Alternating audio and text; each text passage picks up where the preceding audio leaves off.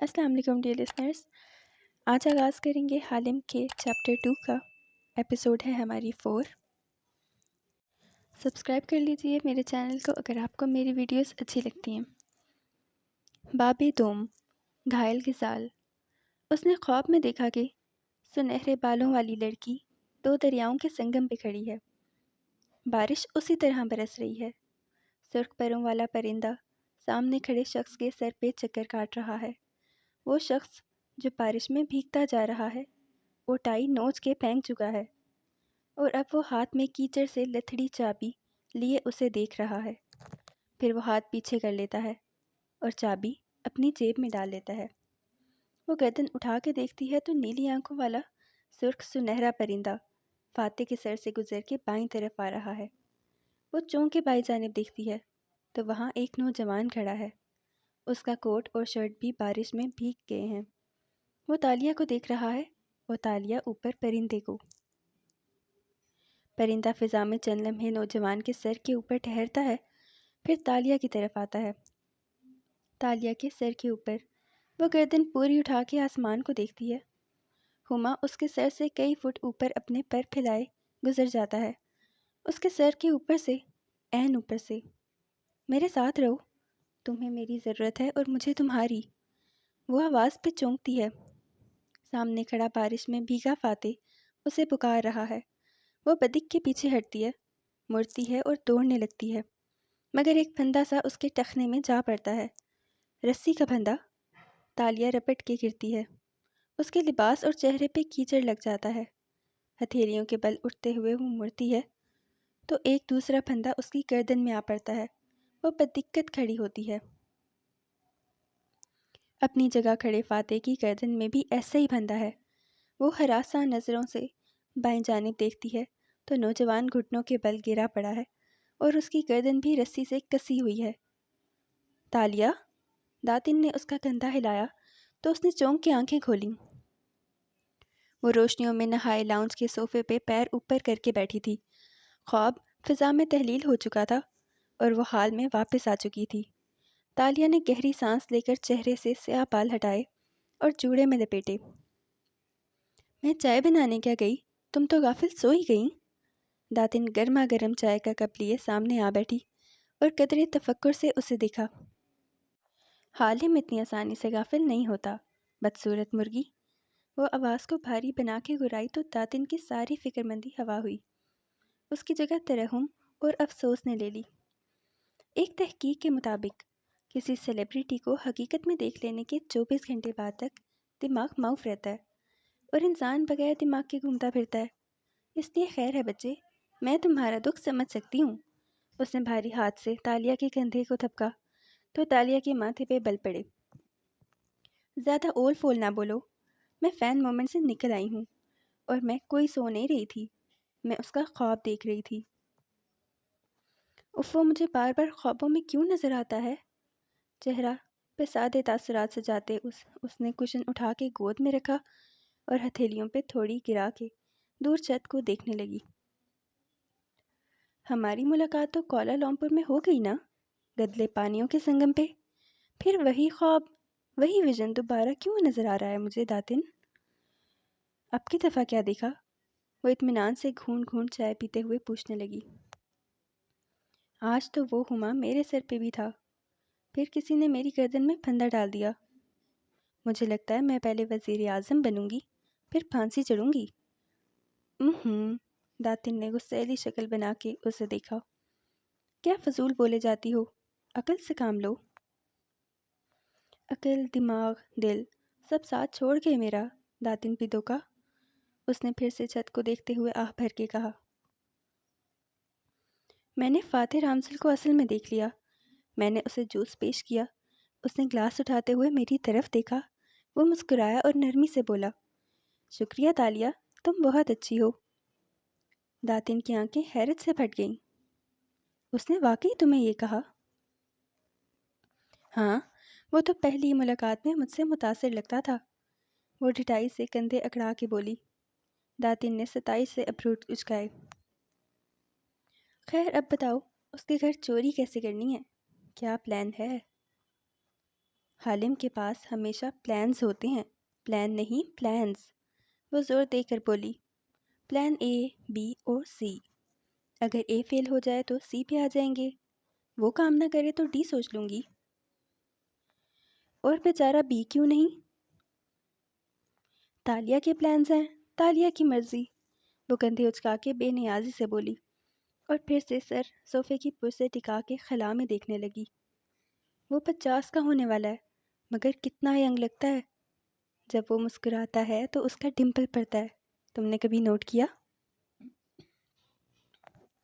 تم 28 سال کی ہو، وہ 48 کا، تمہیں اس کے بارے میں نہیں سوچنا چاہیے، داتن اسی سنجیدگی سے بولی۔ اگر کسی کو اس کے بارے میں سوچنا چاہیے تو وہ ہوں میں۔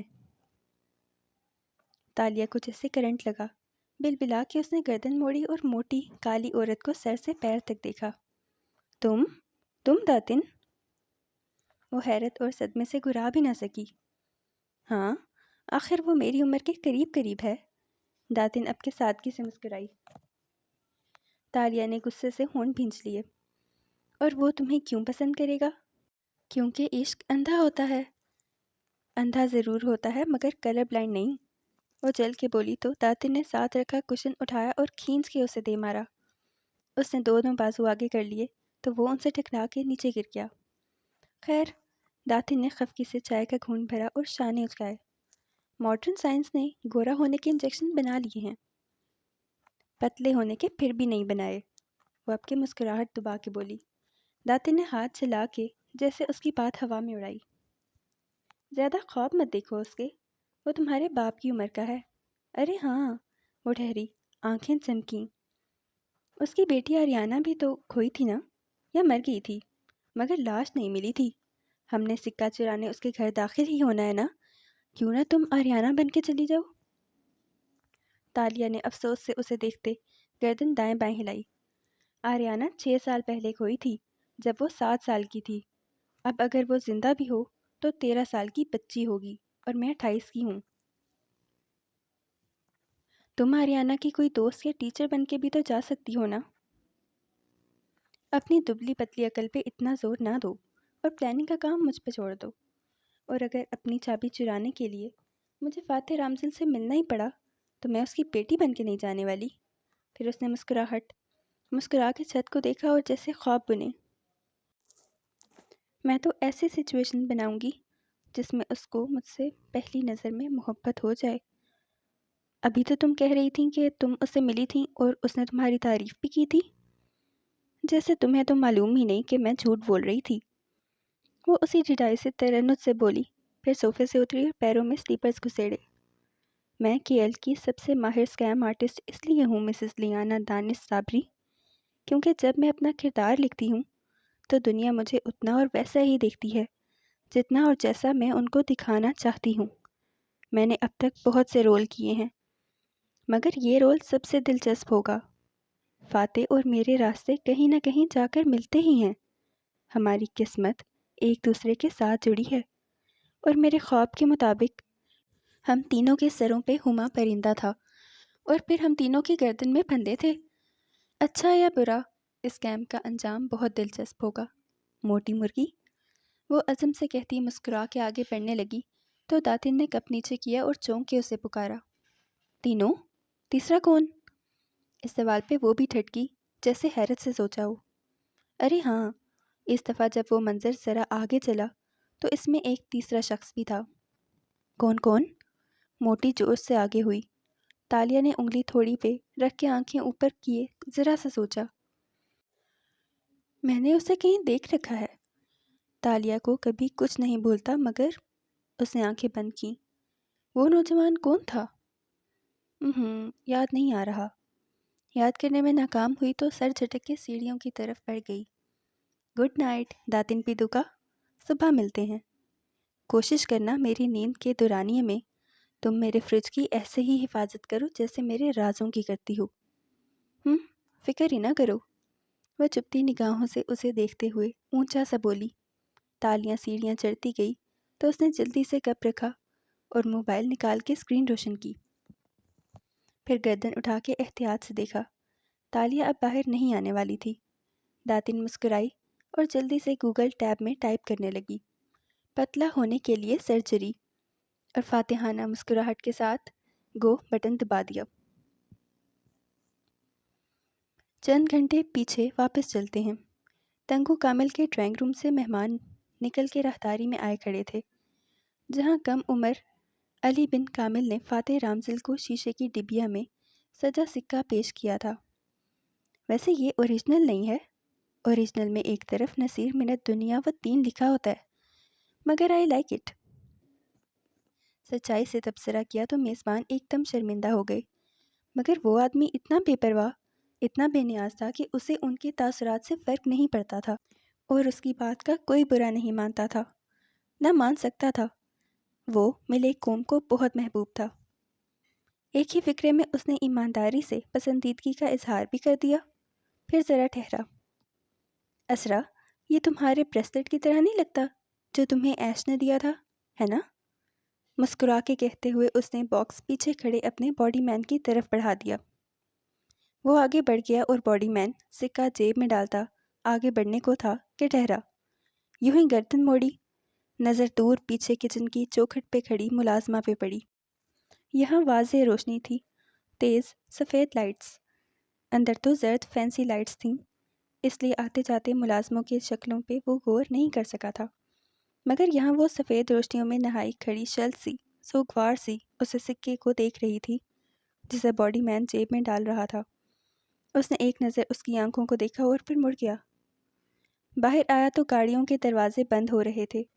دعا سلامت الوداعی کلمات وہ اپنے نئے کوٹ اور ٹائی کو لاشعوری طور پہ درست کرتا اس سیاہ کار تک آیا جس کی پچھلی نشست پہ فاتح رامزل اور اس کی بیوی بیٹھ چکے تھے۔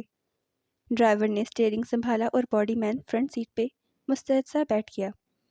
کار چل پڑی۔ اس نے بیک ویو مرر پہ نگاہ دوڑائی، پھر پیچھے بیٹھا فاتح رامزل جیب سے اینک نکال کر آنکھوں پہ ٹکا رہا تھا۔ پھر اس نے اسی جیب سے سیل فون نکالا اور اسکرین روشن کر کے دیکھنے لگا۔ باڈی مین نے ہاتھ بڑھا کے شیشہ ذرا سا ترچھا کیا تاکہ دونوں میاں بیوی دکھائی دیں۔ ڈرائیور نے ایک نظر اس پہ ڈالی مگر ٹوکا نہیں اور ڈرائیونگ کرتا رہا۔ اب شیشے میں وہ دونوں نظر آ رہے تھے۔ اسرا گردن موڑے کھڑکی کے باہر بھاگتے درختوں کو دیکھ رہی تھی۔ دونوں ہاتھ گھٹنے پہ اوپر نیچے رکھے ہوئے تھے اور ایک کلائی میں طلائی بریسلٹ دکھائی دے رہی تھی۔ تمہیں ان کے اینٹیک تحفے کے بارے میں ایسے نہیں کہنا چاہیے تھا فاتح، علی کو برا لگا ہوگا۔ علی کون؟ وہ اسکرین انگلی سے نیچے کرتے مصروف سا بولا۔ اسرا نے چہرہ موڑ کے مذمتی نگاہوں سے اسے دیکھا۔ شیلا کا بیٹا؟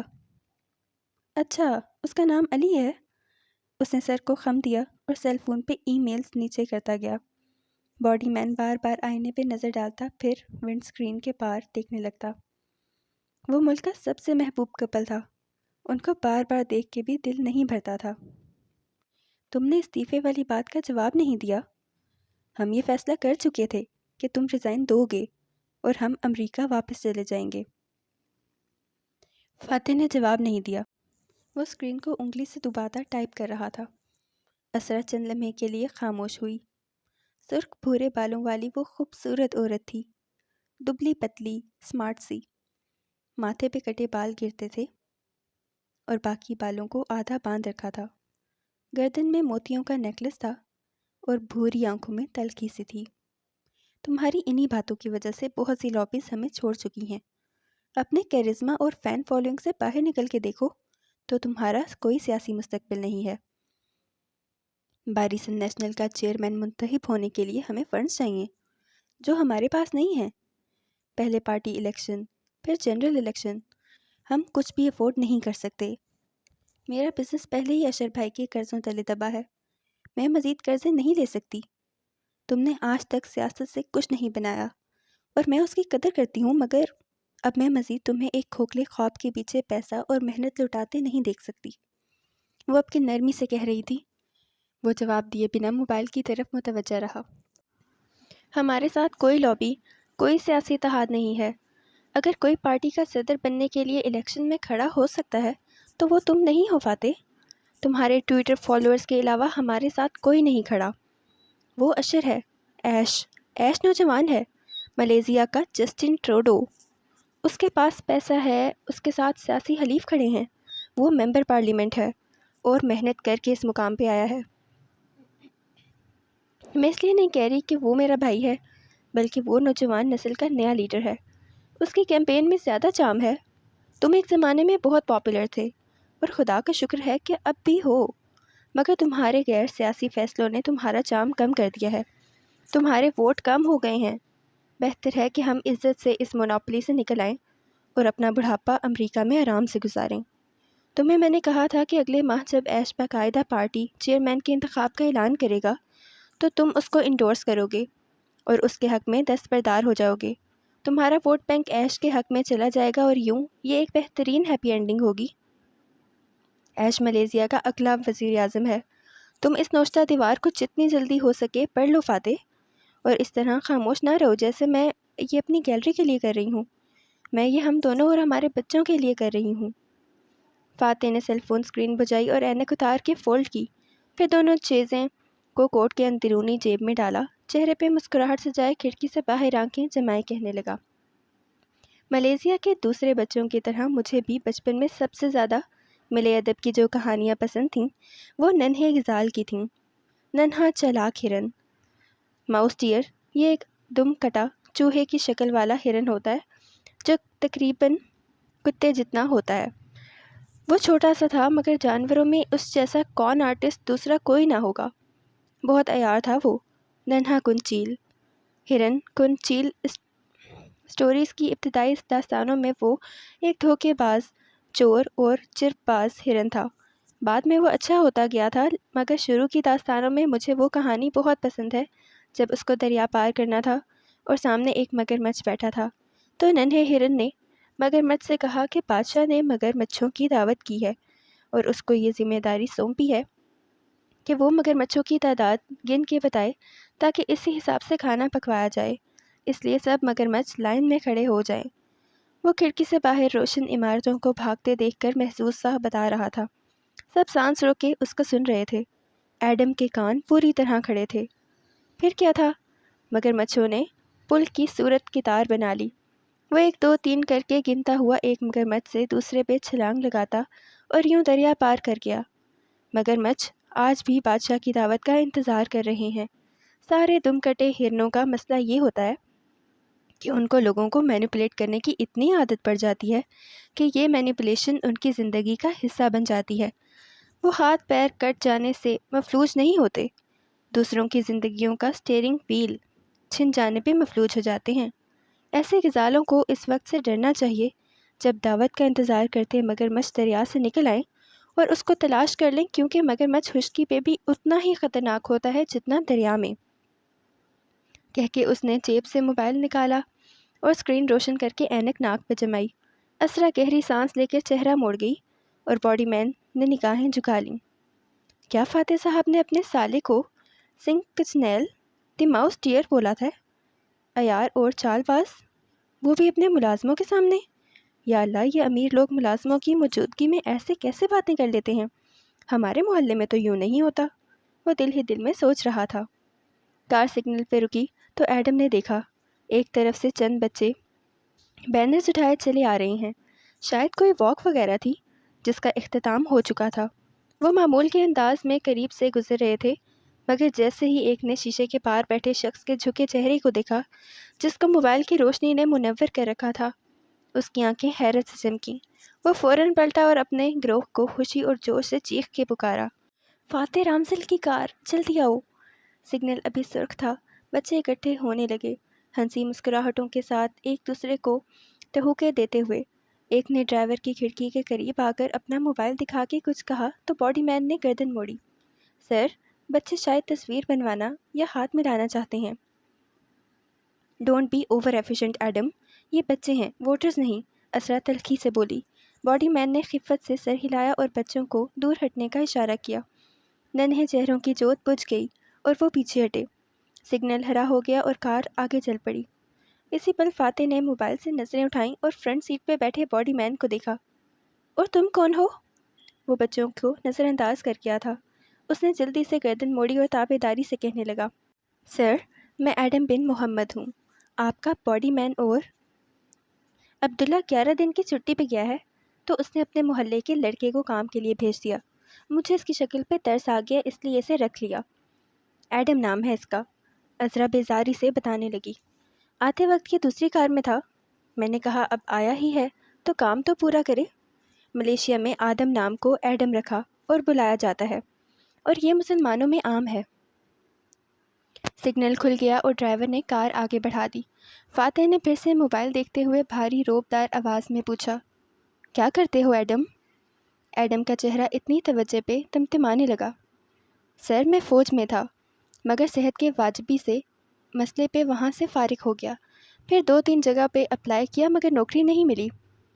والد صاحب ایک دکان پہ سیلز مین ہیں، ان کے ساتھ بھی کام کیا۔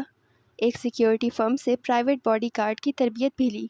اب عبداللہ کی جگہ 11 دن کے لیے آیا ہوں۔ اور تم کیا باڈی گارڈز والا لباس پہن کر آ گئے ہو؟ اسرا نے پیچھے سے برہمی سے ٹوکا۔ تم فاتح صاحب کے باڈی گارڈ نہیں، باڈی مین ہو، اور ان دونوں میں بہت فرق ہوتا ہے۔ آئندہ نہ دیکھوں میں یہ سوٹ اوٹائے۔ اور یہ پستول، اس کا لائسنس ہے؟ ڈیش بورڈ کی طرف اشارہ کیا۔ جی میم، مجھے لگا باڈی گارڈ بننا ہے۔ وہ شرمندہ ہو گیا۔ خیر ٹھیک ہے، گن ساتھ لے کر گھوم سکتے ہو، مگر حلیہ درست کر کے آنا کل۔ وہ نخوت سے کہتی بات ختم کر کے کھڑکی سے باہر دیکھنے لگی۔ وان فاتح نے موبائل واپس جیب میں ڈالا اور اینک اتارتے ہوئے اسے مخاطب کیا۔ ووٹ کس کو ڈالا تھا تم نے ایڈم؟ ایڈم نے گردن موڑ کے اس کو دیکھا اور لمحے بھر کو چپ رہ گیا۔ پینے نقوش اور صاف رنگت کا وہ ایک عام سا ملے نوجوان تھا، اور سوٹائے اس پہ بہت نئے اور اوپرے لگ رہے تھے، جیسے مانگ کے پہنے ہوں۔ کسی کو نہیں سر، مجھے سیاست سے دلچسپی نہیں ہے۔ فاتح نے بے اختیار دونوں ابرو اٹھائے اور تعجب سے اسے دیکھا۔ تمہیں معلوم ہے ایڈم، کسی ملک کے لیے سب سے خطرناک آدمی کون ہوتا ہے؟ کرپٹ حکمران، اس نے گڑبڑا کے کہا۔ ہاں، مگر اس سے بھی زیادہ سیاسی جاہل خطرناک ہوتا ہے۔ وہ اس پہ نظریں جمائے بھاری آواز میں افسوس سے کہہ رہا تھا۔ وہ سیاسی جاہل جو سینہ تان کے کہتا ہے کہ اسے سیاست سے دلچسپی نہیں، بلکہ اسے تو سیاست سے نفرت ہے۔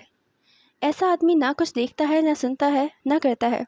اس کو یہ معلوم نہیں ہوتا کہ سیاست پالیسیز بنانے کا نام ہے، اور آٹے دال چاول، دواؤں اور موبائل کریڈٹ کی قیمت سے لے کر ہر چیز کا تعین سیاستدان کرتے ہیں۔ اور اگر سیاسی جاہل اپنی رائے نہیں رکھے گا، سیاست میں ووٹ اور سپورٹ کے ذریعے حصے نہیں لے گا، تو وہ کرپٹ حکمرانوں کو مضبوط کرے گا، اور سڑکوں پہ بے حال پھرتے لوگوں، چور ڈاکوؤں، غریبوں، سب کا ذمہ دار وہ ہوگا۔ مجھے زیادہ خوشی ہوتی ایڈم اگر تم کہتے کہ تم نے میرے مخالف کو ووٹ ڈالا تھا، کیونکہ تب مجھے لگتا کہ میں ایک سیاسی خواندہ سے بات کر رہا ہوں، جس کی کوئی سوچ ہے، بھلے مجھ سے مختلف ہو، مگر کوئی نظریہ، کوئی رائے، کچھ تو ہے اس کے پاس۔ یہ انسان کی آزاد رائے ہوتی ہے جو ہمیں ایک دوسرے سے مختلف کرتی ہے، ورنہ ہم میں اور بھیڑ بکریوں میں کیا فرق ہے؟ آخر میں کندھے اچکا کے وہ کھڑکی سے باہر دیکھنے لگ گیا۔ ایڈم پہ تو گھڑوں پانی پڑ گیا۔ اس نے چہرہ بالکل جھکا دیا۔ دونوں میاں بیوی کو گھر اتار کے وہ کار سے نکلا اور چھٹی لے کر باہر آ گیا۔ آدھے گھنٹے کی بس کی خواری کے بعد وہ اپنے گھر کے باہر کھڑا تھا۔ ایک منزلہ چھوٹا سا گھر، جس کی چھت مخروطی تھی اور دیواریں لکڑی کی تھیں۔ کھڑکیاں اس پہر بھی روشن تھیں، ضرور اس کی ماں جاگ رہی تھی۔ وہ احتیاط سے دروازہ کھول کے اندر آیا اور کوٹ اتار کے اسٹینڈ پہ ٹانگا، پھر پلٹا تو دیکھا کچن کے دروازے پہ ویسے ہی چینی نقوش والی عورت کھڑی تھی۔ ایڈم، تم آ گئے، کھانا لاؤں؟ لکڑی کی راہداری میں سدا بہار پھولوں کی مہک پھیلی تھی۔ گھر میں جا بجا چھوٹے برتنوں، ٹین ڈبوں اور بوتلوں میں پودے اور بیلیں لگی تھیں۔ بھوک نہیں ہے ماں، وہ بددلی سے سر جھکائے کہتا آگے آیا۔ پاپا سے کہنا کہ یہ سوٹ دکان پہ واپس کر دیں، کل سے مجھے دوسرے قسم کے سوٹ پہننے ہوں گے، 2 پیس ٹائپ۔ مگر گارڈز تو ایسے ہی سوٹڈ بوٹڈ رہتے ہیں نا؟ ادھیڑ عمر عورت حیران سی ہو گئی، مگر وہ چہرہ لٹکائے کچن میں داخل ہوا اور کرسی کھینچ کے خاموشی سے بیٹھ گیا۔ عبداللہ نے کہا تھا مجھے باڈی مین بننا ہے، میں سمجھا وہ باڈی گارڈ ہی ہوتا ہے۔ باڈی مین کیا ہوتا ہے؟ ماں نے اچنبے سے کہتے سامنے والی کرسی کھینچی۔ چھوٹا سا کچن نفاست سے صاف کیا گیا تھا اور کھڑکی پہ جالی دار پردے لہرا رہے تھے۔ وہاں بھی چھوٹے چھوٹے سے سرسبز پتوں والے گملے رکھے تھے۔ ایڈم نے بھرجا ہوا چہرہ اٹھایا اور ماں کا چہرہ دیکھا۔ باڈی مین پرسنل ایڈ کو کہتے ہیں ماں، جیسے سیکرٹری یا اسسٹنٹ؟ نہیں ماں، سیاستدانوں کے سیکرٹری بڑے لوگ ہوتے ہیں، پولیٹیکل سیکرٹری الگ، پرسنل سیکرٹری الگ، باڈی گارڈز بھی ماہر تربیت یافتہ کمانڈرز ہوتے ہیں۔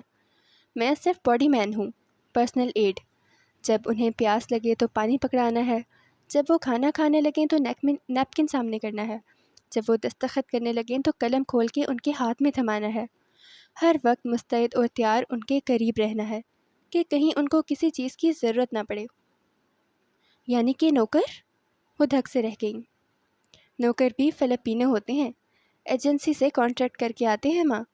نوکر بہتر ہوتے ہیں، باڈی مین تو ایک نو باڈی ہوتا ہے بس۔ چند دن کی بات ہی تو ہے، پھر ختم ہو جائے گی یہ نوکری۔ اس کے بعد میں کیا کروں گا؟ 2 ماہ بعد میری شادی ہے اور میرے پاس نوکری تک نہیں ہے۔ تم فاتح رامزل سے کہو کہ تمہاری کہیں سفارش کرا دیں۔ او میری بھولی ماں، ایڈم نہ چاہتے ہوئے بھی ہنس دیا۔ وہ فاتح رامزل ہے، وہ کسی کا کوئی کام نہیں کرتا، اس پہ ایک دنیا مرتی ہے، لوگ اس پہ پیسے لٹاتے ہیں، اس کے اعزاز میں بڑی بڑی تقریبات کرتے ہیں، اس کی پارٹی کو فنڈز دیتے ہیں، مگر وہ نہ کسی سے کچھ مانگتا ہے، اور اگر کوئی کروڑوں بھی خرچ کرے تو وہ تھینکس کہہ کے آگے بڑھ جاتا ہے۔ وہ کسی کا احسان رجسٹر نہیں کرتا، کہتا ہے میں کسی کو بدلہ نہیں دے سکتا، ہم سب بہتر ملیزیا کے لیے کام کر رہے ہیں۔ گڈ، بس آپ فاتح رامزل کے لیے جان بھی دے دیں تو وہ تھینکس کہہ کے چلا جائے گا۔ اس کے اتنے چاہنے والے ہیں، اس پہ لوگ اتنا کچھ لٹانے کو تیار ہوتے ہیں کہ اس کو ان چیزوں میں دلچسپی نہیں ہے۔ وہ ایک الگ طرح کا بندہ ہے، میں تو اس سے کیا سفارش کرواؤں گا، وہ تو میری طرف بلا ضرورت دیکھے گا بھی نہیں۔ وہ بہت بہت اونچا آدمی ہے ماں۔ ایڈم، اس کی ماں نے جھک کے اس کے ہاتھ پہ ہاتھ رکھا اور اس کی بجھی آنکھوں میں دیکھ کے نرمی سے گویا ہوئی۔ اگر وہ اتنا ہی خود غرض آدمی ہوتا تو سارا ملک اس سے محبت کیوں کرتا؟ ایڈم نے پلکیں اٹھائیں، ان میں ناسمجھی کی سی کیفیت تھی۔ لوگ فاتح سے محبت اس لیے کرتے ہیں کیونکہ وہ ان کو بے نیاز لگتا ہے۔ وہ امریکہ میں ایک ایماندار اور محنتی پروسیکیوٹر رہا تھا، پھر اپنا کیریئر چھوڑ کے وہ قوم کے لیے واپس آیا اور اس نے الیکشن لڑا۔ اپنے حلقے میں اس نے سکولز بنائے، کالجز بنائے، اس نے لوگوں کے لیے کام کیا اور وہ دن بدن مشہور ہوتا گیا۔ ایسے میں اس کے گرد سارے مفاد پرستوں کا ٹولہ جمع ہو گیا، جن کو امید ہے کہ اگر وہ اس پہ پیسہ خرچ کریں گے تو رامزل حکومت میں آ کر ان کو اونچے عہدوں سے نوازے گا۔ مگر تم یہ دیکھو کہ وہ ان غریب بچوں کے لیے جو اس کو کچھ نہیں دے سکتے، سکولز تو بناتا جاتا ہے، مگر میرا دوستوں کو تھینکس کہہ کے آگے بڑھ جاتا ہے، کیونکہ ہر وہ شخص جو فاتح رامزل کے قریب اس سے چپکا ہوا ہے وہ اپنے ذاتی مفاد کے لیے وہاں موجود ہے۔ جیسے شہد کے اوپر مکھیاں چمٹ جاتی ہیں، سب کو اپنا حصہ چاہیے، اسی لیے وہ ایسے لوگوں سے سرد رویہ رکھتا ہے تاکہ ہر ایک کو یہ واضح ہو جائے کہ وہ کسی کے لیے کچھ نہیں کرے گا۔ ایڈم نے سمجھتے ہوئے سر ہلا دیا۔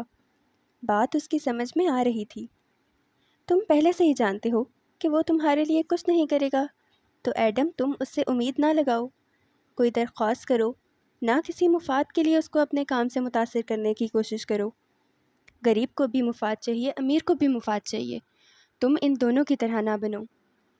پھر میں کیا بنوں؟ باڈی مین؟ وہ سادگی سے مسکرائیں۔ تم اس کے باڈی مین بنے رہو 11 دن، بغیر کسی لالچ، کسی غرض اور کسی لمبی اسکیم کے۔ تم اللہ سے ڈرتے رہو اور یہ سوچو کہ تم نے پوری سچائی، ایمانداری اور وفاداری سے اپنے ملک کی خدمت کرنی ہے۔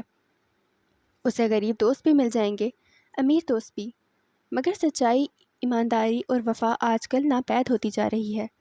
تم بس یہ 11 دن اس کے ہو کر رہو، اس کے لیے جان مارنی پڑے تو جان مار دو، جان لگانی پڑے تو لگا دو، اس کی حفاظت کرو، اس کے کام آؤ، اپنی استطاعت سے بڑھ کے اس کی خدمت کرو اور کسی بدلے کی امید نہ رکھو۔ جو تمہارے نصیب میں ہے وہ تمہیں مل جائے گا۔ ٹھیک ہے، ایڈم نے سر ہلا دیا اور پھیکا سا مسکرایا۔ بات اس کی سمجھ میں آ گئی تھی۔ میں پوری سچائی، ایمانداری اور وفاداری سے اس کی خدمت کروں گا، اور بے شک وہ مجھے اس کا بدلہ نہیں دے گا، لیکن اب مجھے اس بات کی پرواہ نہیں ہوگی۔ ایڈم، اس کی روشن آنکھوں میں دیکھتے ہوئے ماں مسکرائی اور اس کے ہاتھ پہ دباؤ بڑھایا۔ صداقت، ایمانت اور وفا کا بدلہ ہمیشہ ملتا ہے۔ تم دیکھنا، کسی کی بے غرض خدمت سے اللہ تمہیں وہ بخت لگائے گا کہ ساری دنیا دیکھے گی۔ ایڈم ہلکا سا ہنس پڑا۔ میری بھولی ماں، 11 دن کی ہی تو بات ہے، ان 11 دنوں کی خدمت اسے یاد بھی نہیں رہنی۔ اور پھر گھڑی دیکھتا اٹھ کھڑا ہوا۔ اسے اب سونے جانا تھا۔ ماں بھی ساتھ ہی اٹھ گئیں۔ اس وقت ایڈم بن محمد کو نہیں معلوم تھا کہ ان 11 دنوں کے اختتام پہ کون سی بلا اس کا انتظار کر رہی ہے۔ اگر وہ جانتا ہوتا تو فاتح رامزل کی ملازمت تو درکنارہ، وہ اس شہر، اس ملک کو ہی چھوڑ کے کہیں دور بھاگ جاتا۔ اگلی صبح منہ اندھیرے جو بارش شروع ہوئی تو سورج نکلنے تک کے ایل بھیگتا ہی رہا۔ کے ایل میں ہر دوسرے تیسرے روز بارش ہوا کرتی تھی۔ اگر 4-5 دن خشک گزر جائیں تو مسجدوں میں بارش کے لیے دعا کروائی جاتی تھی۔ ملیشیا ایک مسلمان ملک تھا۔ یہاں 60% ملے قوم بستی تھی، جن کی رنگت گندمی اور نقوش بھینے سے تھے۔ یہ مسلمان تھے۔ 30% چائنیز تھے، ادھر جو خوب گورے اور اصلی چینی نقوش کے حامل تھے۔ یہ بدھسٹ تھے۔ یہ بدھسٹ ہوتے تھے عموماً۔ باقی 10% تامل انڈین تھے۔ یوں مختلف ادیان اور ثقافتوں سے مزین یہ رنگا رنگ اور جادوئی سا ملک تھا۔ مسلم اکثریت کے باعث یہاں اسلام کا رنگ نمایاں نظر آتا تھا۔ مسلم عورتیں قابل اعتراض لباس میں نہیں پھرتی تھیں۔ اگر مغربی لباس سے بے تن کرتیں تو بھی پورا کرتیں، ورنہ عموماً ملے طرز کا لباس پہنتیں جو کھلی سی اسکرٹ اور گھٹنوں تک آتی قمیص پہ مشتمل تھا۔ خواتین کی ایک بڑی تعداد تدنگ حجاب اوڑھتی تھی، اور وہاں مڈل کلاس میں سر ڈھکنا پسند کیا جاتا تھا۔ یہ خاموش طبع اپنے کام سے کام رکھنے والا ملک ہے۔ یہاں آج سے 600 سال پہلے اسلام آیا تھا، تلوار یا جنگوں کے زور پہ نہیں۔ مسلم تاجر آئے اور یہاں بس گئے، اسلام کا پیغام لائے اور ان کو چلتا پھرتا قرآن بنے دیکھ کے مالے قوم اپنے آپ کو اسلام میں لے آئی۔ راجہ مسلمان ہو گیا اور یوں ملاکا سلطنت کے بادشاہ کو سلطان کہا جانے لگا۔ دیکھتے دیکھتے امن امان سے لوگوں کی اکثریت مسلمان ہو گئی۔ جب 1957 میں ملیشیا نے انگریز سامراج سے آزادی حاصل کی تب بھی کوئی جنگ وجل نہیں ہوا۔ بات چیت سے معاہدے ہوئے اور ملیشیا الگ ہو گیا۔ ملیشیا میں بھی پارلیمنٹ اور وزیر اعظم ویسے ہی کام کرتے ہیں جیسے پاکستان میں، مگر ان کا ایک بادشاہ بھی ہوتا ہے جو کے ایل کے ایک محل میں رہتا ہے۔ ہر 5 سال بعد نیا بادشاہ آتا ہے اور اس کی یہاں وہی حیثیت ہے جو پاکستان میں صدر کی۔ کوئی خاص کام کاج نہیں کرتا، بس ایک اعزازی کرسی ہے جس سے وہ لطف اندوز ہوتا ہے۔ ملیشیا ہر ریاست کا اپنا منتری وزار ہوتا ہے، جیسے پاکستان میں صوبے ہیں اور ان کے وزیر اعلیٰ۔ ملیشیا میں سارے وزیروں، وزرائے اعلیٰ اور بادشاہ سے بھی زیادہ طاقتور ایک شخص ہوتا ہے، وہ آدمی جس کو پارلیمنٹ منتخب کر کے وزیر اعظم یا پردھان منتری بناتی ہے۔ عموماً یہ ہوتا ہے کہ جس سیاسی جماعت کو زیادہ ووٹ ملتے ہیں ان کے چیئرمین کو وزیر اعظم بنایا جاتا ہے۔ اس لیے اگر کسی کو ملیشیا کا وزیر اعظم بننا ہے تو پہلے اس کو اپنی سیاسی جماعت کے ہر 5 سال میں ایک دفعہ ہونے والے انٹرا پارٹی الیکشن میں چیئرمین کی کرسی کے لیے انتخاب لڑنا پڑتا ہے۔ اگر وہ چیئرمین منتخب ہو جائے اور پارٹی پارلیمنٹ میں اکثریت حاصل کر لے تو پارٹی چیئرمین ہی وزیر اعظم بنے گا۔ وہاں پارٹی چیئرمین ہر 5 سال بعد منتخب ہوتے ہیں۔ اولاد کو وراثت میں پارٹی نہیں دی جاتی۔ 90 کی دہائی تک ملیشیا کچرے کا ڈھیر ہوتا تھا، بھوکا، کمزور اور لٹا پٹا ملک جس کو کرپشن کا کینسر کھائے جا رہا تھا۔ پھر ان کو ڈاکٹر مہاتیر بن محمد جیسا لیڈر ملا جس نے یہ ثابت کیا کہ اگر کسی پارٹی کا صرف چیئرمین بھی ایماندار اور بہادر ہو اور نیچے بھلے پوری پارٹی بے ایمان ہو تو بھی وہ ایک شخص سارا ملک بدل سکتا ہے۔ اس ایک آدمی نے ملیشیا کے ادارے مضبوط کیے، عدل و انصاف کا نظام لایا اور ملک کو کرپشن سے پاک کیا۔ نتیجتاً ملک خوشحال ہونے لگا، سیاح آنے لگے، ملیشیا کی خوبصورتی کے چرچے ہونے لگے اور ملک دولت اور ترقی سے مالا مال ہوتا گیا۔ لوگ حکومت سے اتنے خوش تھے کہ بار بار اسی پارٹی کو منتخب کرتے تھے۔ باریسن نیشنل خود کوئی پارٹی نہیں تھی بلکہ بہت سی پارٹیوں کا اتحاد تھی۔ جہاں اس پارٹی نے ملک کو اچھے سے چلایا وہیں بے پناہ سیٹس ملنے کے باعث اس کی اپوزیشن ختم ہو گئی۔ ضرورت سے زیادہ طاقت ہمیشہ انسان کو خراب کر دیتی ہے۔ یوں گزشتہ انتخابات میں پہلی دفعہ باریسن نیشنل قومی فرنٹ الیکشن ہار کے اپوزیشن میں آ گئی، اور جس وقت کی کہانی ہم بیان کر رہے ہیں اس وقت یہ مقبول جماعت اپوزیشن میں بیٹھی ہے۔ لیکن لوگ موجودہ حکومت سے بھی ناخوش نظر آتے ہیں، کیونکہ عوامی رائے سے زیادہ جلدی بدلنے والی شے کوئی نہیں ہوتی۔ اس لیے نوشتہ دیوار یہ کہتا ہے کہ باریسن نیشنل اپنی خامیوں پہ قابو پا کر اگلے سال کا انتخاب جیت کر اقتدار میں آئے گی، اور لازماً اس کا چیئرمین ہی اگلا وزیر اعظم بنے گا۔ ملیشیا کا میڈیا پاکستان سے بالکل مختلف ہے۔ جہاں پاکستان کا میڈیا پہلے آزاد اور پھر آوارہ ہوتا گیا، ملیشیا کا میڈیا یا سرکاری دباؤ تلے ہی رہا۔ وہاں کے تمام چینل پی ٹی وی ہیں، جن کا کام حکومت کے عیوب کو چھپانا اور اپوزیشن کو بالکل ہی چھپا دینا ہوتا ہے۔ اپوزیشن لیڈرز کے انٹرویوز، جلسوں اور ریلی وغیرہ کو میڈیا کوریج نہیں دیتا۔ یوں کسی بھی حکومت کی جب تک غلطیوں کی نشاندہی نہ کی جائے وہ بگڑتی چلی جاتی ہیں، اور اس وقت ملیشیا میں بھی یہی حال تھا۔ اب ہم واپس کے ایل کی اونچی عمارتوں تک آتے ہیں جو بارش میں کھڑی بھیگ رہی تھیں۔ سرسبز پہاڑیاں، نیلا سمندر اور اونچی سرمئی عمارتیں، یہ ہر روز کا کے ایل تھا، جیسے کسی بھیگی جنت کا ٹکڑا ہو۔ دیسا پارک سٹی کے ایل کا وہ علاقہ تھا جو امیر اور اثر و روح رکھنے والا خاندان کا مسکن تھا۔ اس کے گرد 4 دیواری بنی تھی جو اس کو باقی کے ایل سے منقطع کر کے خاص بناتی تھی۔ وہاں ایک کالونی میں بڑے سے لان اور پول سے گھر ایک 3 منزلہ محل نما گھر تھا، جس کے ڈائننگ ہال میں ناشتے کی میز سجی تھی اور اشتہا انگیز خوشبوئیں سارے کو مہکا رہی تھیں۔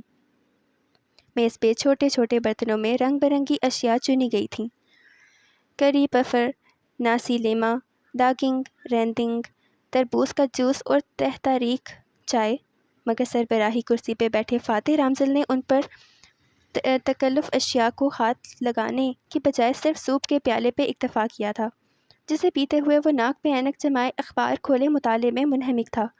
سوپ میں ابلی مرغی کا ٹکڑا منہ میں آ جاتا تو وہ نظریں الفاظ پہ رکھے بند ہونٹوں سے خاموشی سے چباتا اور اگلا چمچ بھر لیتا۔ دائیں ہاتھ کرسی پہ اسرا بیٹھی تھی۔ بھورے سرخ بال ماتھے پہ کٹے ہوئے گر رہے تھے اور باقی پیچھے جوڑے میں بندھے تھے۔ کاجل لگی بڑی بڑی آنکھیں اٹھا کے وہ گاہے بگاہے فاتح کا چہرہ دیکھتی، پھر کری پف کترنے لگتی۔ پیچھے ایڈم مستعد سا کھڑا تھا، ڈریس شرٹ اور پینٹ پہنے۔ وہ کل کی نسبت زیادہ پر اعتماد اور آرام دہ لگ رہا تھا۔ اخبار اسی نے لا کر دیا تھا، اور اب وہ منتظر تھا کہ ادھر فاتح نہانے کے لیے جائے، ادھر وہ اس کا فون چارج پہ لگائے۔ بس یہی کام تھے ایک باڈی مین کے۔ السلام علیکم، ایک خوشگوار مسکراتی ہوئی آواز آئی تو دونوں میاں بیوی نے نظریں اٹھائیں۔ داخلی دروازے سے ایک سمارٹ سا آدمی چلا آ رہا تھا، 35-40 کے درمیان ہوگا۔ کافی خوش شکل تھا اور اسرا میں ملتا تھا۔ آنکھیں تو ہو بہو اسرا والی تھیں، گرے سوٹ، ٹائی، کف لنکس پہنے اور گیلے بال سامنے سے سپائکس کی صورت کھڑے کیے وہ خوشگوار اور تر و تازہ سا لگ رہا تھا۔ کاکا، آپی، آبنگ، بھائی، اس نے مسکرا کے کہتے باری باری دونوں کو سلام کیا اور فاتح کے دوسری طرف کرسی کھینچ کے بیٹھا۔ فاتح ذرا سا مسکرایا، سر کو خم دیا اور واپس اخبار پڑھنے لگا۔ اسرا البتہ پورے دل سے مسکرائی اور فخریہ محبت بھری نظروں سے اسے دیکھا۔ نوارد کے ملازم نے میز پہ ٹوکری لا کر رکھی جس میں سرخ گلابی سے انویٹیشنز کارڈ جھلک رہے تھے۔ کیسے ہو ایش؟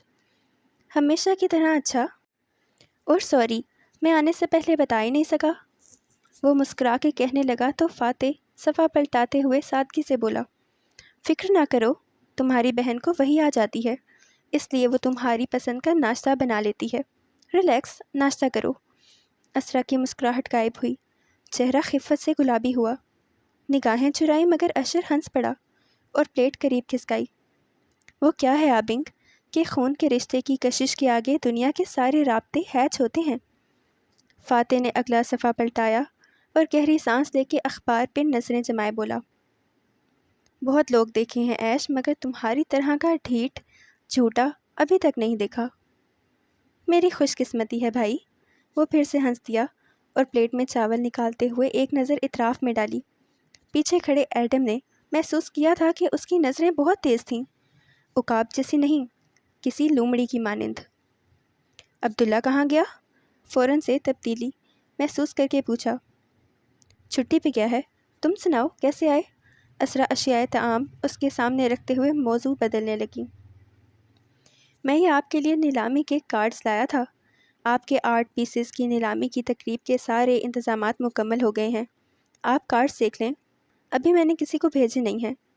لیٹ نائٹ آئے تو میں صبح سے سب سے پہلے ادھر ہی چلا آیا، اور ایک تو صبح اس 30 مالے ٹائمز ملے میل کے رپورٹر نے فون پہ فون کرنے کی کوشش کر دی تھی۔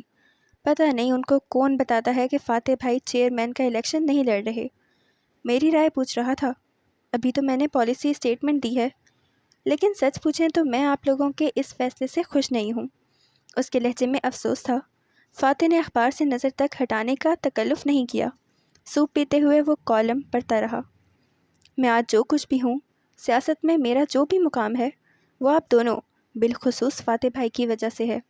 اگر بھائی مجھے انگلی پکڑ کے چلنا نہ سکھاتا، مجھے ہر وقت اپنے ساتھ نہ رکھتا، تو میں ایک عام سا وکیل ہوتا، مگر ایک ممبر پارلیمنٹ نہ ہوتا۔ اور اب جب وہ وقت آیا ہے کہ آپ دونوں مجھے چیئرمین بنا رہے ہیں، مجھے اس عہدے تک لے جا رہے ہیں جس کے میں قابل نہیں ہوں، تو آپ سیاست سے کنارہ کش ہو کے باہر جانا چاہتے ہیں؟ وہ احساس بھری خفگی سے کہہ رہا تھا، اور کہتے ہوئے اپنی سیاہ چمکتی آنکھوں سے باری باری دونوں کے تاثرات دیکھتا تھا۔ میں اپنے حق میں آپ کی دستبرداری کے فیصلے کی جتنی قدر کرتا ہوں، اتنا ہی مجھے اپنا آپ اکیلا محسوس ہونے لگا ہے۔ بھائی، اگر آپ لوگ چلے گئے تو مجھے کون گائیڈ کرے گا؟ کاکا، اتنی ضد مت کریں، اس نے گویا بہن کی منت کی۔ میں پولیٹیکل وائف پوسٹ کر کر کے تھک چکی ہوں ایش۔ ہمارے پاس اس مہنگے شو کو جاری رکھنے کے لیے کوئی فنڈز نہیں ہیں۔ آریانہ کے بعد تو میرا کسی چیز میں دل ہی نہیں لگتا۔ میں بس واپس جانا چاہتی ہوں، اور ظاہر ہے فاتح کو اپنی فیملی بہت عزیز ہے، بیوی بچوں سے الگ تو وہ نہیں رہ سکتا۔ اشر نے خستہ کری پف کا ٹکڑا منہ میں ڈالا اور اسے چباتے ہوئے پرسوچ نظروں سے فاتح کو دیکھا۔ آبنگ، آدمی کو آپ جیسا جمہوری بھی نہیں ہونا چاہیے۔ میرے حق میں دستبرداری کی میں بہت قدر کرتا ہوں، مگر یوں ملک چھوڑ کے؟ تمہیں کس نے کہا کہ میں دستبردار ہو رہا ہوں ایش؟ اس نے اینک اتارتے ہوئے اور اخبار چہرے کے سامنے سے ہٹاتے ہوئے ٹھنڈی نظروں سے ایش کو دیکھ کے کہا تو لمحے بھر کو نوجوان سیاستدان کی رنگت اڑ گئی، مگر وہ سنبھل کے مسکرا دیا۔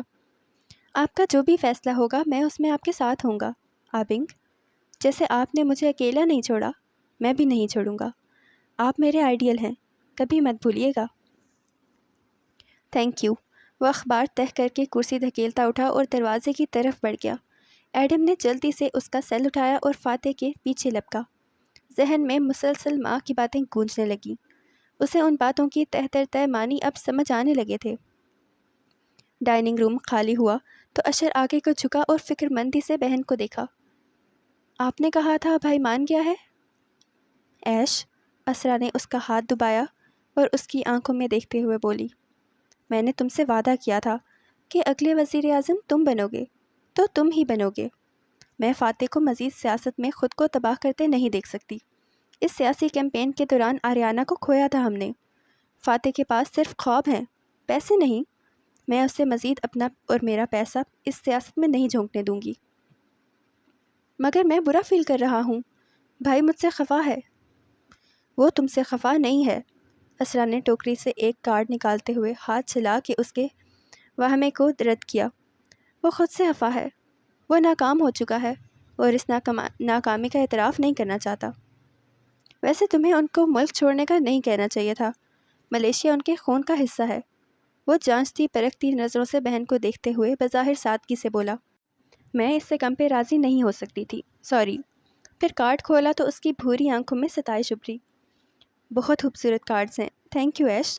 تم نے میرے کہے بغیر سارا انتظام اپنے سر لے لیا۔ کیسی باتیں کرتی ہو کاکا؟ تمہیں باہر سیٹل ہونے کے لیے یہ رقم چاہیے تھی۔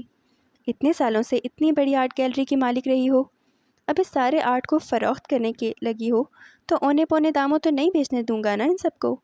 ایک دنیا شریک ہوگی اس میں۔ زبردست۔ نیلامی کی رقم کا 1/4 چیریٹی میں جائے گا، اور اسی چیز کو بنیاد بنا کے ہم اس کی تشہیر کریں گے، وہ جوش سے بتا رہی تھی۔ پھر جیسے یاد آیا، جمعرات کی سپہر وہ کویتی امیر میری گیلری آئیں گے۔ کون سے کویتی؟ تم اور فاتح ایک جیسے ہو، بار بار بھول جاتے ہو۔ میں نے بتایا تھا نا کہ ایک کویتی امیر ہمیں نیلامی کے لیے ایک نادر پینٹنگ کا عطیہ دے رہے ہیں۔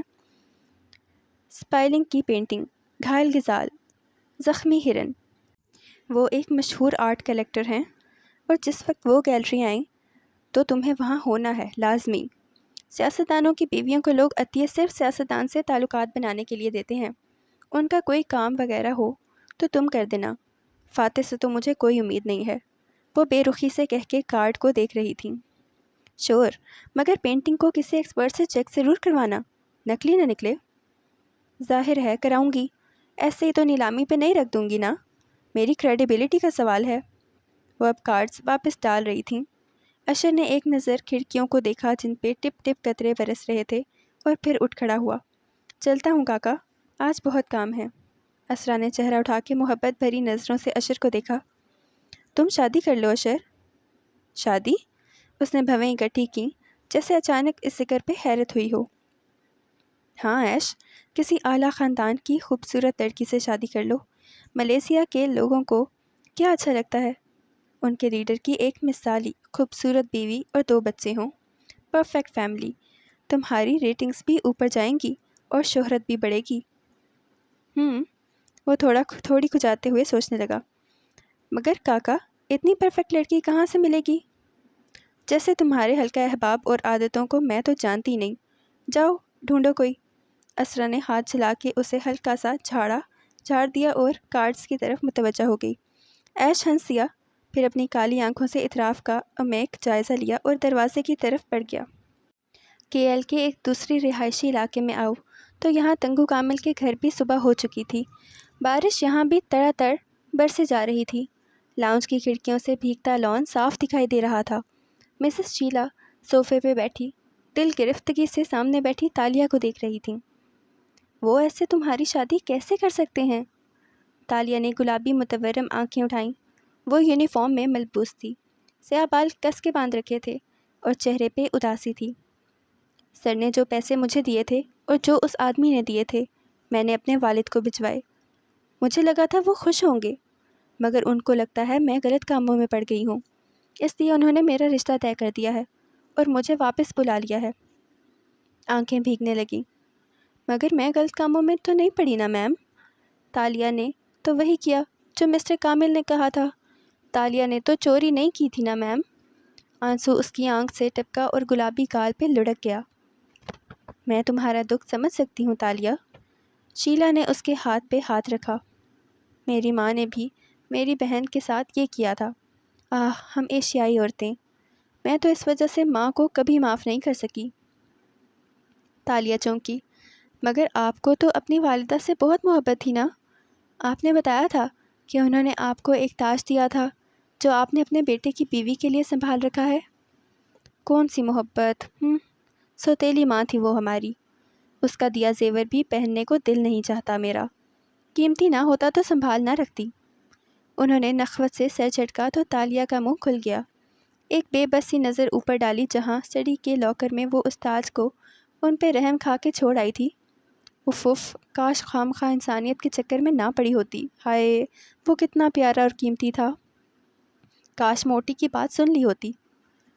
میں چلتی ہوں میم، اور اگر آپ لوگ کبھی لاہور آئیں تو میرے پاس ضرور آئیے گا۔ ہم لاہور کے لوگ بہت پیارے ہوتے ہیں، کھلے دل کے مہمان نواز اور کھاتے پیتے سے۔ وہ بادل نخواستہ کہتی چھتری اٹھی تو وہ بھی کھڑی ہو گئیں۔ انشاءاللہ، کیوں نہیں؟ وہ مسکرا کے بولی، پھر پرس کھولا۔ اپنی باقی تنخواہ لیتی جاؤ۔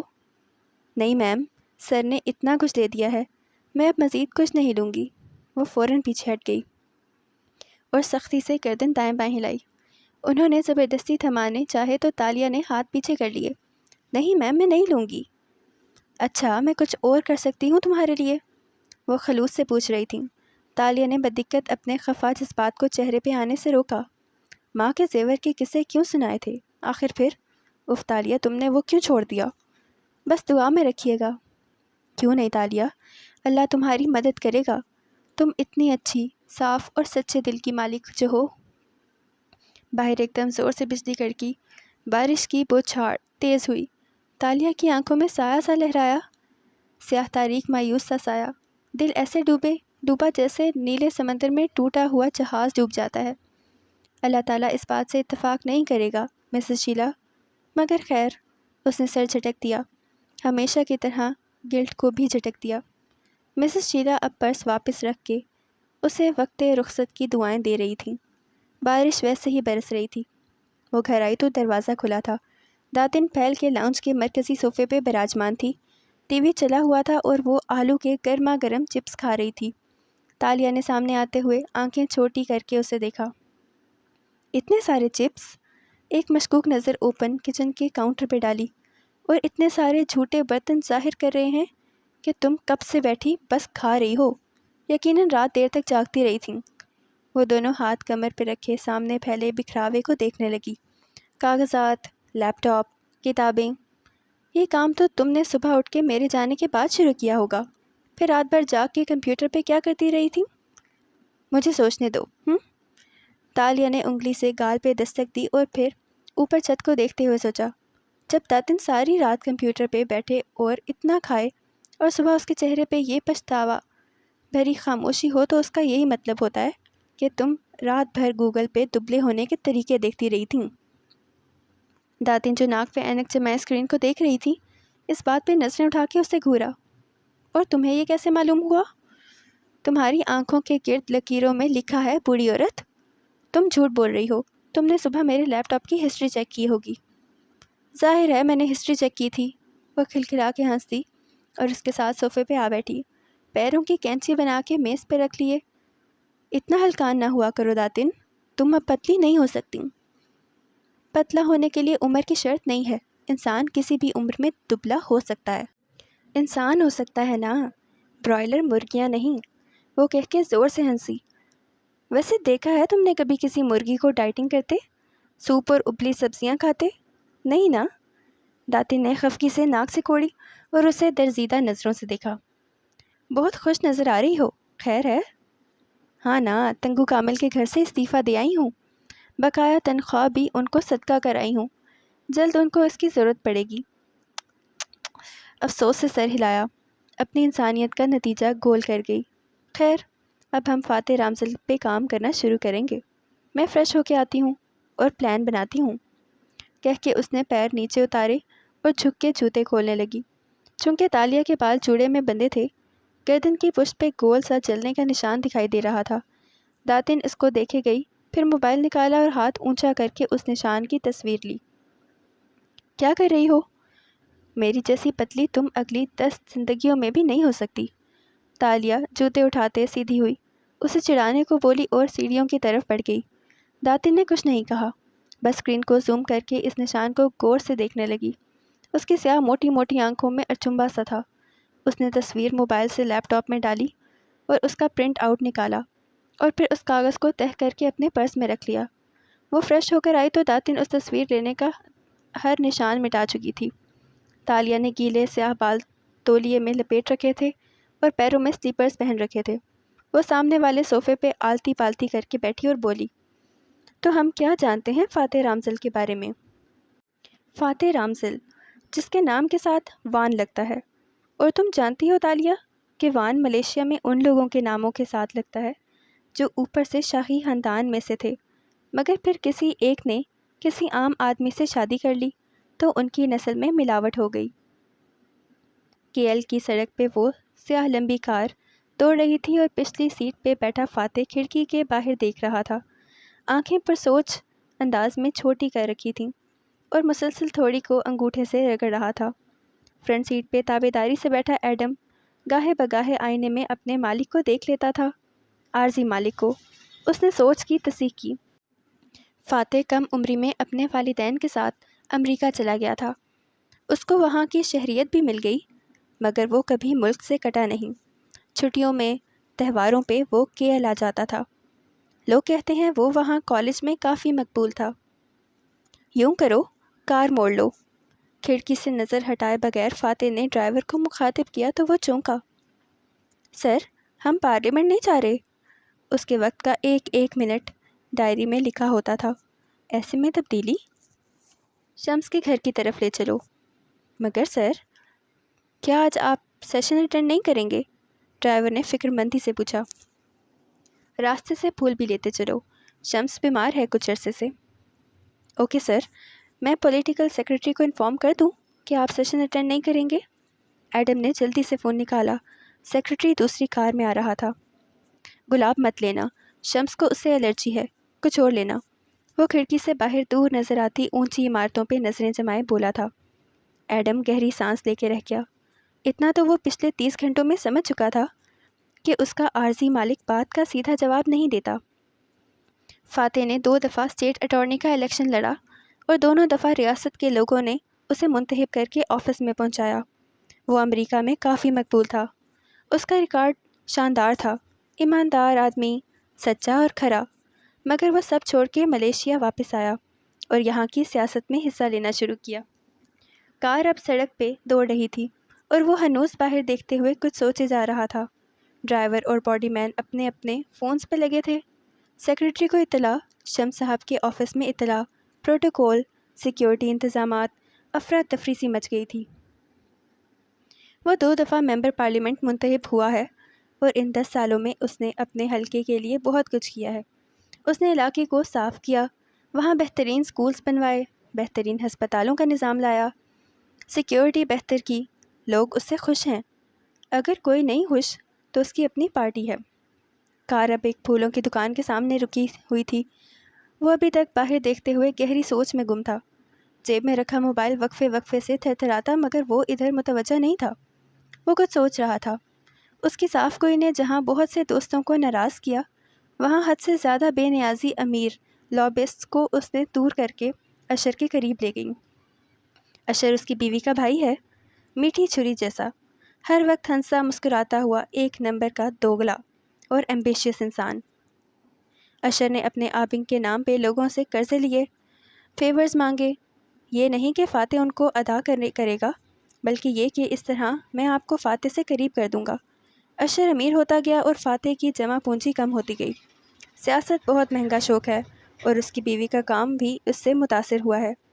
ऊपर से लग्जरी लाइफ स्टाइल का मुलम्मा तो है, मगर अंदर से उनके पास कुछ नहीं बचा। मगर वान फ़ाते को इसकी परवाह ही नहीं है। कार फिर से चल पड़ी थी। फूल एडम ने डैशबोर्ड पर रख दिया और उनकी खुशबू ने सारी कार को महका दिया था। ऐसी दिल फरेब खुशबू के तबीयत खुश हो जाए। एडम का मूड भी एकदम काफ़ी खुश हो गया। वो एक ख्वाब में जी रहा है तालिया, एक आइडियलिज़म में। लोग कहते हैं उसे सियासत नहीं आती, उसे अयारियाँ नहीं आती।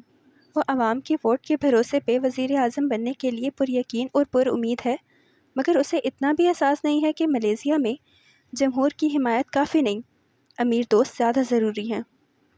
गाड़ियों का काफ़िला एक बंगले के बाहर पहुंचा तो खुद कार गेट खुल के दीवार में घुसता गया। कार तवील ड्राइव वे पे आगे बढ़ती गई। फ़ाते एक सादा आदमी है, मगरूर भी है, मगर हर एक पे एतबार कर लेता है, सबको अपने जैसा सच्चा समझता है। उसके दोस्त अशर के साथ मिलते जा रहे हैं। दबाव बढ़ रहा है। अब देखना यह है कि फ़ाते रामज़ल अपने ख्वाब से दस्तबरदार होता है या नहीं। एडम झट कार से निकला और फ़ाते का दरवाज़ा खोलने के लिए हाथ बढ़ाया, मगर वान फ़ाते ने दरवाज़ा खुद ही खोला और कोट का बटन बंद करते बाहर निकला। चलिए जी, हमारी एपिसोड 4 यहाँ पे एंड होती है। मुझे अपनी दुआओं में हमेशा याद रखिए। मेरा चैनल सब्सक्राइब कर लीजिए। हंसते रहिए, मुस्कुराते रहिए। अल्लाह हाफ़िज़।